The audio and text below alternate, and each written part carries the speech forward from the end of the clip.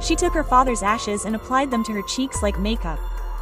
Then she took her mother's ashes and applied them to her eyes like eyeshadow. She used a power drill to tighten her boots and a metal wrench to tighten her waist. Then she put on her specially made earrings, picked up a bouquet of thornless roses, and slowly emerged from the sewer. It was actually her wedding day. When the villagers saw her, they all closed their windows in fear. But she didn't mind, because it was true Addams Family style.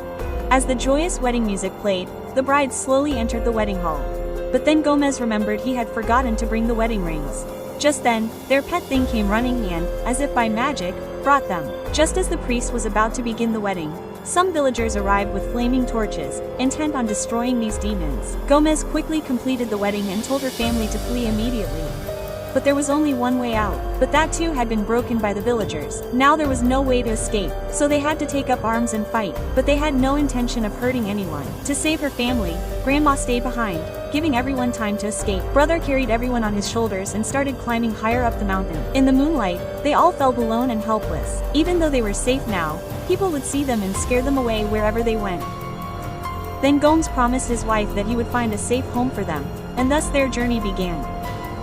While Thing was playing music, looking for their new home, a man in white suddenly appeared.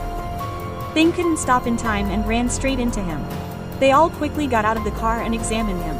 Gomes realized from his clothes that the man was mentally unstable. Then Morticia noticed an abandoned old fort high up in the mountain. Could this become their new home? But then the dead man came back to life.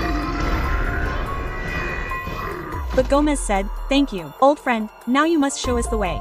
Quote. So, without a second thought, he became Gomez's servant. Soon, they arrived at the castle. Gomez broke the seal and opened the door. The place was eerie. Blood dripped from the walls. Anyone else would have fled in fear, but the Addams family loved such homes. That's why they decided to settle there. Soon, they had two strange children. The eldest daughter was named Wednesday. She loved to sleep under the Gillen tree. If the tree spirit hadn't woken her every morning, she would have died many times by now. Her younger brother, Puxley, was even more terrifying. He loved to test his own weapons on their father.